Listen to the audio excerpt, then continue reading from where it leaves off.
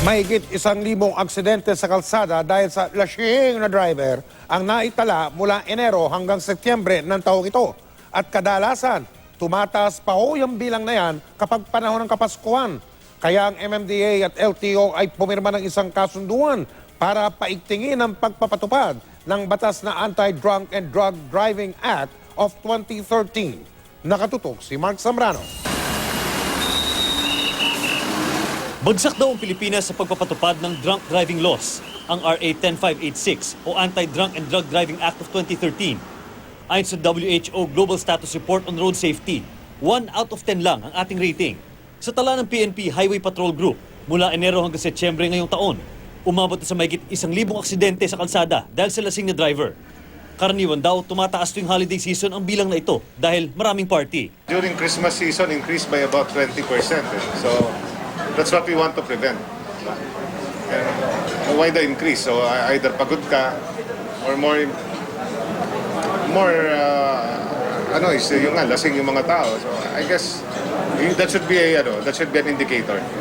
Ang PNP-HPG nagtala ng mahigit 24,000 aksidente sa buong bansa mula Enero hanggang Setyembre ngayong taon. Mahigit 1,300 ang namatay sa mga aksidenteng yan. Malaking peligro sa kalsada ang mga driver na lasing. Kaya napagkasunduan ng MMDA at LTO na palakasin ang pagpapatupad ng Anti-Drunk and Drug Driving Act of 2013.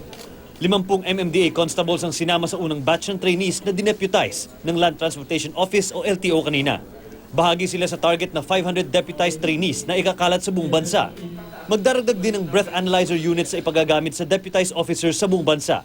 Yung initial purchase niyan is around, I think, 150. Kaya lang hindi nakakonsentrate dito sa Metro Manila, kundi sa lahat ng regional offices ng LTO. So, kukunti lang itong dito sa Metro Manila. However, meron kaming pending na 330 sets nitong breath analyzer. We hope to finish the procurement within the year para ito'y mai-distribute. Bukod sa breath analyzer, ipapagawa rin ng field sobriety tests tulad ng eye test o pagtingin ng diretsyo at one-leg stand sa mga masisita. Kung hindi lulusot, kukunin na ang blood alcohol content on-site. Naharap sa multang 20,000 hanggang 500,000 pesos. Pagkansela ng lisensya, impounding sasakyan at posibleng pagkakakulong ang mahuhuling lalabag. Mark Zambrano, Nakatutok, 24 Oras.